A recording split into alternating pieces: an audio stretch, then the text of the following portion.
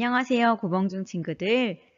국어 1 수업 두 번째 시간입니다. 지난번에 목소리가 잘 안 들린다는 친구들이 많아서 이번에 마이크를 바꿔봤는데 어떤가요? 잘 들리나요? 이번에는 선생님 목소리가 여러분들에게 잘 들렸으면 좋겠네요. 여러분들이 지난번에 올려줬던 구글 설문 하나하나 다 읽어봤어요. 읽는데 선생님 마음이 뭉클해지더라고요.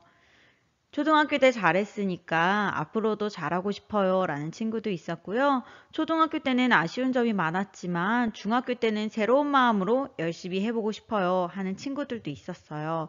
그리고 선생님 기억에 남는 것 중에 반 분위기를 형성하고 어지럽히지 않도록 최선을 다하겠다 이런 다짐을 한 친구도 있었고요. 나 스스로를 사랑하고 나를 당당하게 말할 수 있도록 열심히 하겠다는 친구들도 있었습니다. 느리고 부족하지만 서두르지 않고 천천히 앞으로 나아가겠다는 그 다짐 앞으로도 잘 이어나갔으면 좋겠어요. 그리고 힘들다고 포기하지 않고 내 진짜 모습을 만들어가기 위해 노력하고 공부하겠다는 다짐도 선생님이 참 인상적이었습니다. 오늘도 끝나고 나서 구글 설문이 있어요. 구글 설문에서 여러분들의 이야기를 잘 들려주었으면 좋겠습니다. 우리가 얼굴을 마주보지는 못하지만 그렇게라도 서로의 이야기를 들을 수 있다면 어떨까 해서 준비했어요. 오늘도 구글 설문 빼먹지 않고 꼭 부탁할게요. 그리고 숙제 한 가지가 더 있어요.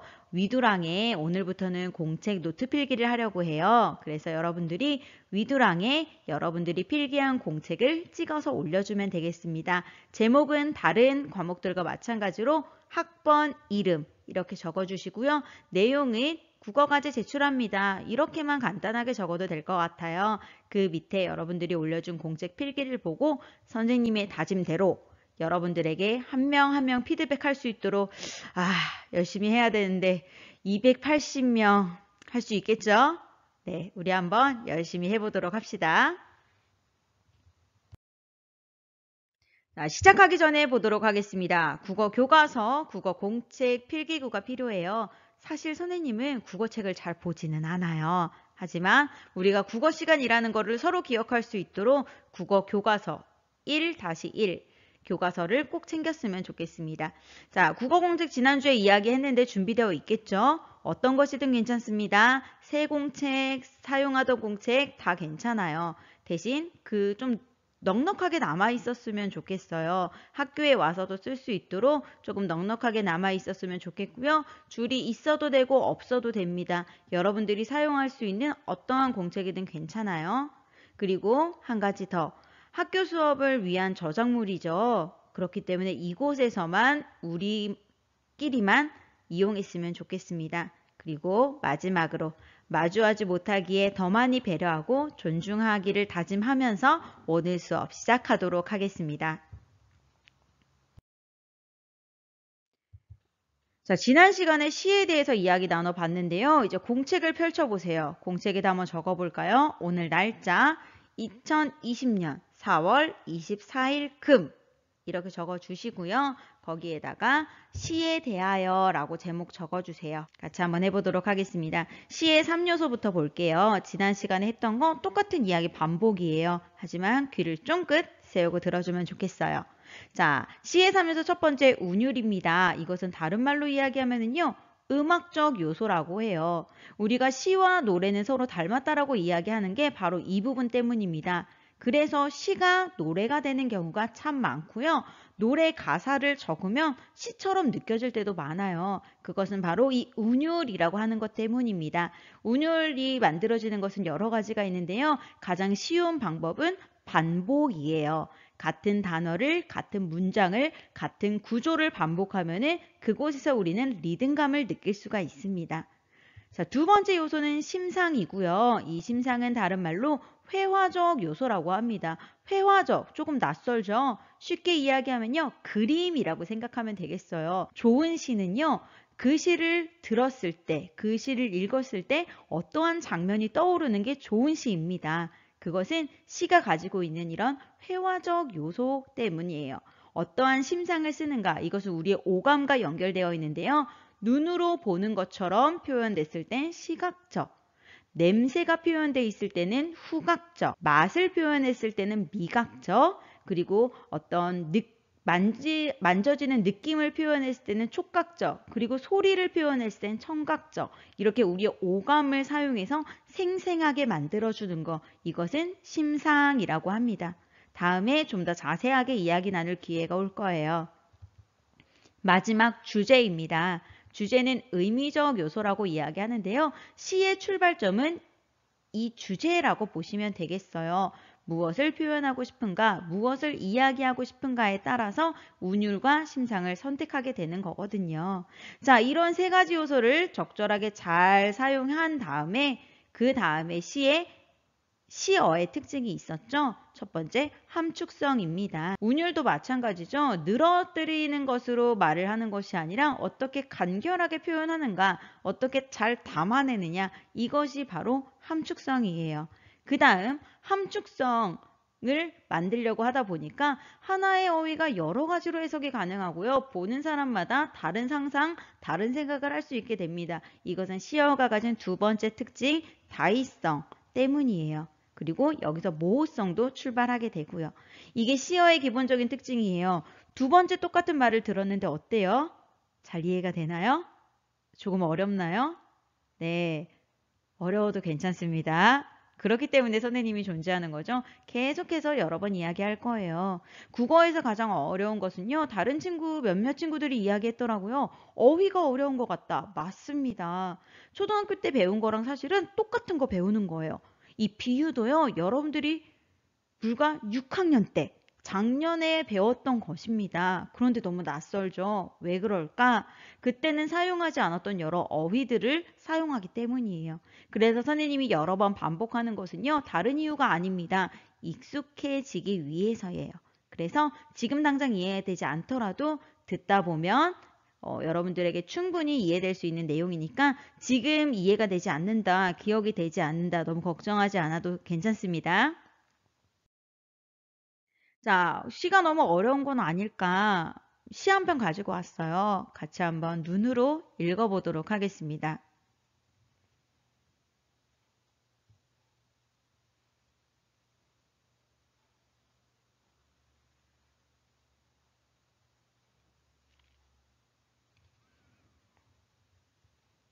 네, 글을 배운 지 얼마 안 된 할머니께서 남편을 그리워하며 쓰신 시예요. 19년 평생문화원 이런 곳에서 주관하는 대회에서 최우수상을 받은 작품입니다. 여러분들 선생님은 이런 게 좋은 시라고 생각해요. 어떤 생각을, 어떤 마음을 잘 보여주는 거, 담아내는 거. 선생님이 여러 가지 이론적인 것들을 이야기해서 어렵게 느껴질 수도 있겠지만 우리 너무 어렵게 생각하지 않았으면 좋겠습니다. 내 마음을 보여주는 거, 내 생각을 들려주는 것, 그리고 누군가의 마음을 알아차리는 것. 이게 시를 쓰는 것이고 시를 읽어내는 것 아닐까요? 그래서 선생님은요, 시를 그림과 같다라고 생각해요. 여러분들 그림 작품 본 적 있나요? 선생님은 사실 예술 잘 모르거든요. 국어 선생님이지만 시도 잘 못 써요. 그리고 많이 잘 모르기도 해요. 그런데 그림을 보면은 어떤 마음이 느껴지는 것들이 있더라고요. 그리고 그림은 정지되어 있는 한 장면이기 때문에 우리가 그 너머에 있는 혹은 그 이전에 그 이후에 다양한 것들을 상상할 수가 있습니다. 그리고 시와 함께 이야기하는 대표적인 갈래 소설이 있죠. 소설은 영화와 같아요. 어떠한 이야기를 작가의 시선에 따라서, 서술자의 시선에 따라서 보여주고 싶은 것들을 보여주는 것, 그리고 독자는 그 시선을 따라 그 이야기를 알아가는 것. 이것이 영화와 소설의 공통점이 아닐까 싶더라고요. 그래서 그림과 영화, 시와 소설, 네, 이러한 특징들을 가지고 있습니다. 또 시 몇 편 소개해 보도록 할게요.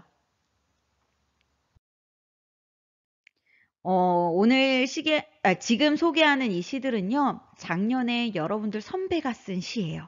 학교에 오면 만나게 될 텐데요. 그 중에 누군가가 쓴 시입니다. 선생님의 마음을 콕 찌른 몇 편의 시 소개해 보도록 할게요. 무지개라는 시입니다. 한번 선생님이 읽어볼게요. 나는 아직 새하얀 종이야.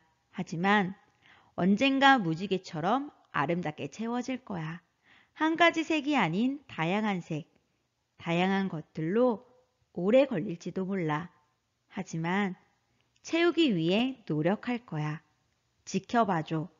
아직 새하얗지만 언젠가 무지개처럼 아름답게 채워질 거야. 어때요? 이 시를 쓴 친구가 가지고 있는 꿈이 그리고 그리는 미래가 어떤 모습일까 좀 기대되지 않나요?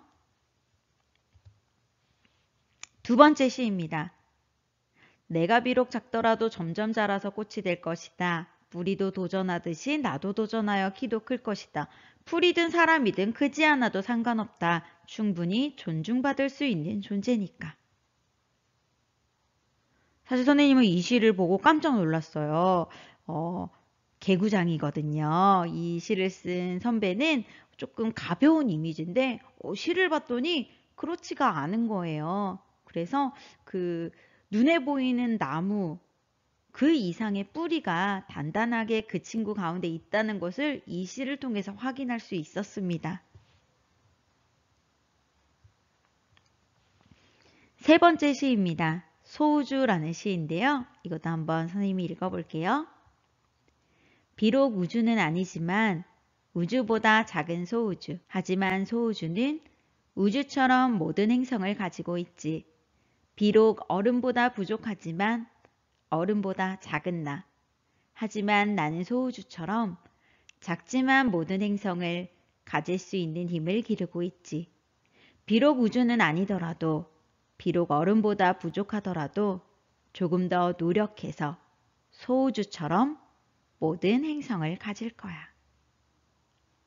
네, 이 친구는 어떤 가수의 노래를 들으면서 이 시를 생각하게 됐다고 해요.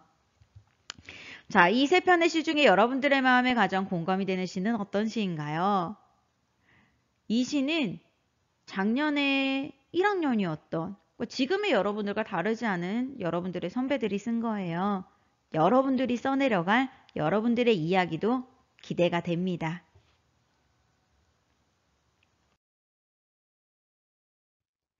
자, 그럼 지난 시간에 이어서 다시 한번 비유에 대해서 알아보도록 하겠습니다. 지금 노트, 공책 잘 펼쳐져 있나요? 우선 시의 요소 3가지 기록되어 있어야 합니다. 그 다음에 그 밑에 한 2칸 띄고 약간 여백 두고 비유라고 크게 적어주세요. 자, 비유의 정의, 개념 같이 읽어보겠습니다. 자, 시작! 어디 한 사물 또는 관념을 다른 것에 빗대어 표현하는 방법. 자, 선생님은 공책 정리할 때 3가지 펜 정도 사용하는 걸 여러분들에게 추천하고 싶어요. 이것은 기본적인 건 검은색으로 적으면 되겠죠? 여러분들의 공책에 비유의 개념 적어주시기 바랍니다. 자, 그 다음 다른 색깔 펜으로 밑줄 그어볼까요? 어느 한 사물 또는 관념, 그리고 그 밑에 적어주세요. 원관념, 원관념이라고 적어주세요.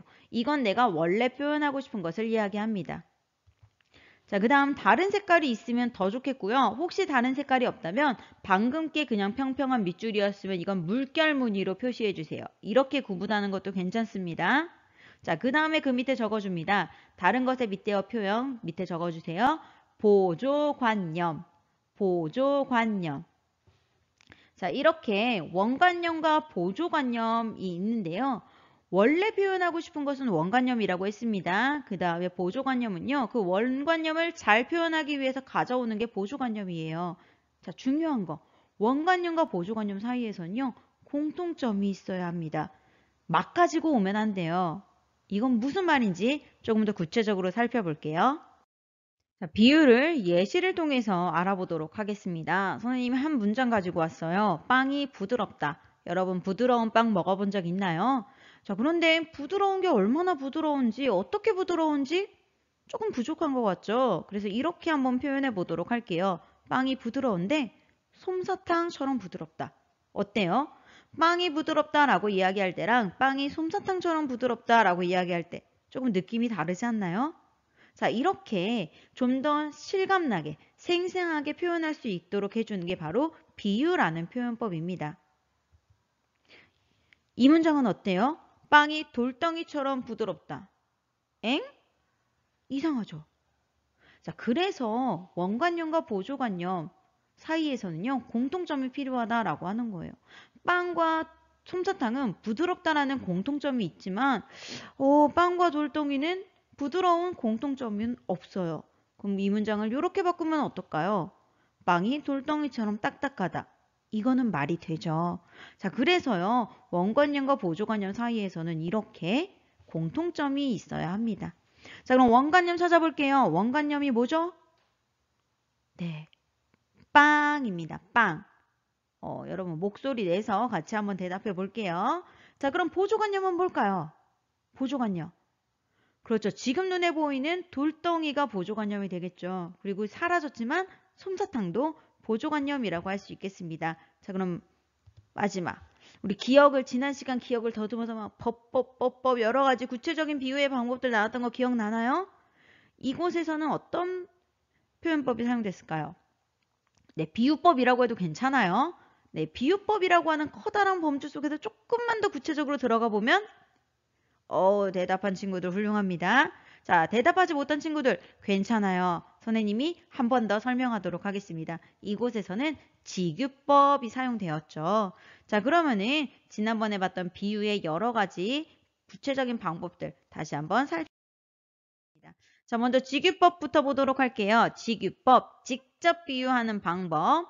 내 누님 같이 생긴 꽃이요. 밥티처럼 따스한 별들이 뜬 마을. 예시는 똑같이 가지고 왔습니다. 자, 여러분들 잠깐 멈추시고요. 직유법 조금 크게 적은 다음에 보이는 것처럼 조금 크게 적고 그 옆에 선생님이 준 예시 적어주세요. 그 다음에 직유법의 직에다가 동그라미 치고요. 거기다가 직접이라고 써줍니다.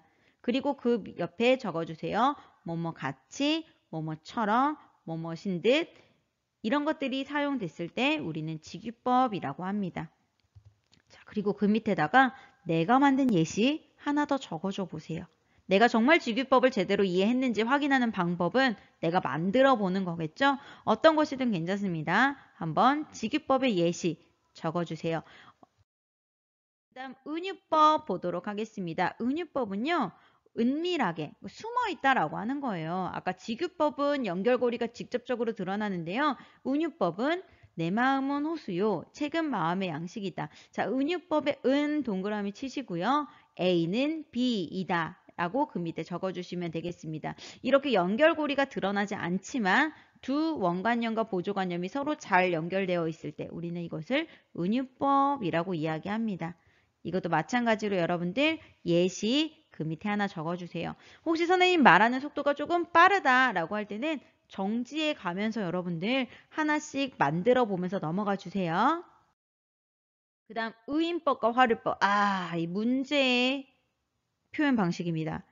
지난번 문제에도 정말 많이 틀렸더라고요. 여러분들 틀렸다고 주눅들 필요 없어요. 너만 틀린 게 아니에요. 정말 많은 친구들이 틀렸어요. 자, 보겠습니다. 의인법 따라하는 거예요. 의태, 의성어 이런 것처럼 의인법, 사람을 따라하는 겁니다. 입속말 하던 시계들이 낭랑한 목소리로 말을 걸어온단다. 이게 의인법인데 화류법이랑 같이 봐볼게요. 활, 동그라미 치고 살아있다 라고 적어주세요. 자, 의인법은요. 키워드가 이겁니다. 사람이 아닌 것이 사람인 것처럼. 다시 한번요. 의인법은 사람이 아닌 것이 사람인 것처럼. 이게 의인법이에요. 화류법은요. 무생물을 생물로. 다시 한번요. 화류법은 무생물을 생물로 표현한 겁니다. 자, 볼게요. 거칠게 내달리는 산맥, 잠자는 바다. 달려가는 거 사람만 할 수 있나요? 생물이라면 할 수 있죠. 강아지, 토끼, 호랑이 다 달릴 수 있습니다. 잠자는 바다, 잠은 어때요? 마찬가지죠. 살아있는 생물이라면 무엇이든 잠을 잘 수 있습니다. 자, 그런데 말을 거는 건 어때요? 가끔 우리 집 강아지가 나에게 말을 걸어오나요? 네. 꿈과 환상의 나라에서 이제 현실로 돌아올 때예요. 사실 그건 역시 우리가 일상생활에서 사용하는 이런 문학적 표현인 거죠. 말을 걸어오는 것은 그 사람이 아닌 것을 마치 사람인 것처럼 나의 친구인 것처럼 대하는 것이지 실제로는 그렇지 않습니다. 이렇게 사람이 아닌 것을 사람처럼 표현하는 것은 의인법이라고 이야기를 하는데요. 그럼 선생님, 어떻게 구분하나요? 참 구분하기 어려워요. 그런데 이 정도로 구분하면 어떨까 싶어요. 일단 무생물이 생물이면은 그건 화류법으로 보시면 되고요. 책상에 숨 쉬는 거 안 되겠죠? 그런데 그 중에서도 사람만 할 수 있는 행동이 있을 거예요. 굳이 이야기를 하자면 어떤 감정이 실려 있는 거 있죠? 어떤 의도를 가진 거 있죠? 이런 것들, 어떤 이성이 들어간 거, 이런 것들을 우리는 사람만 할 수 있다라고 이야기를 합니다. 자, 한번 여러분들 이것도 마찬가지로 의인법의 예시, 화류법의 예시를 한 번씩 만들어 보세요. 그걸 보고 선생님이 좋은 예시인지 조금 수정했으면 좋겠는지 한번 보고 피드백 해보도록 하겠습니다. 자, 마지막 대유법. 마지막은 아니에요. 풍유법이 있어요. 자, 대유법, 대, 동그라미 치고요. 그 밑에 적어주세요. 대신하다, 대표하다. 자, 사람은 빵만으로는 살 수 없다. 그쵸. 아까처럼 부드러운 빵을 아무리 먹는다고 해도 우유와 주스와 잼과 여러 가지가 필요하니까 이건 이 문장을 제대로 이해하지 못한 거죠. 자, 펜은 칼보다 강하다. 네, 너는 연필을 들어라. 나는 칼을 들 테니 우리 한번 싸워볼래? 옳지 않아요. 자, 이런 것들은 어떠한 특정한 속성을 대표하는 그런 표현으로 볼 수가 있습니다. 자, 여러분들 한번 대유법도 여러분들이 예시 한번 적어보도록. 자, 마지막 풍유법. 풍자한다라고 여러분들 쉽게 생각하면 되는데요. 어떤 세상에 살아가는 이치들을 담아내는 것. 제일 쉽게 생각하면요. 속담, 격언, 이런 것들은 풍유법이라고 생각하시면 돼요. 고래 싸움에 새우등 터진다. 배찍장도 맞들면 낫다. 이런 것들을 우리는 풍유법이라고 봅니다. 자, 풍유법도 마찬가지 내가 만든 예시, 여러분들이 알고 있는 속담이나 격언 하나씩 적어주세요. 자, 그러면 마지막으로요. 지난 시간 문제 한번 보도록 하겠습니다. 비유에 대한 설명으로 적절하지 않은 것은 원관념과 보조관념을 연결하는 것이다. 보조관념을 표현하기 위해 원관념을 가져온다. 연결되는 대상 가운데 공통점이 있다. 직유법, 운유법, 대유법 등 다양한 방법이 있다. 이 중에 적절하지 않은 것은 오늘 수업을 잘 들었으면 지난번에 틀렸더라도 정답을 찾을 수 있을 거예요. 뭘까요? 네, 두 번째죠. 보조관념을 표현하기 위해 원관념이 아니라 원관념을 표현하기 위해 보조관념을 가지고 옵니다. 보조라는 말 자체가 어때요? 뭔가 보충한다, 돕는다라는 말을 가지고 있죠. 자, 두 번째 문제 보겠습니다. 별처럼 빛나는 눈동자에 사용된 표현 방법. 자, 눈에 띄는 게 뭐가 있죠? 네, 처럼이 있죠. 네, 직유법이 되겠습니다. 직유법, 처럼이라는 직접적인 연결고리가 드러나고 있어요. 자, 문제. 네, 의인법이 사용된 문장으로 적절한 것은 많은 친구들이 지구가 거친 숨을 내쉰다 이거네 라고 이야기를 했어요. 근데 여러분들 강아지도 너무 힘들게 달리면요 헥헥거려요. 그래서 이것은 의인법보다는 화류법에 가깝습니다. 자, 그럼 마지막에 있는 산할아버지 구름모자 썼네. 자, 화류법, 나머지 세 개는 화류법에 가깝고요. 마지막 거는 의인법에 가까운데요. 거친 숨을 내쉬는 거, 힘차게 달려가는 거, 나이를 먹는 거, 생물들이 할 수 있는 거죠. 그런데 지구, 기관차, 구름은 사실은 무생물인데 이런 것들을 생물처럼 표현을 한 겁니다. 산할아버지 구름모자 썼네. 선생님 구름모자 쓸 수 있는 거, 모자 쓸 수 있는 거 아니에요? 그런데 이때는 할아버지라는 표현이죠.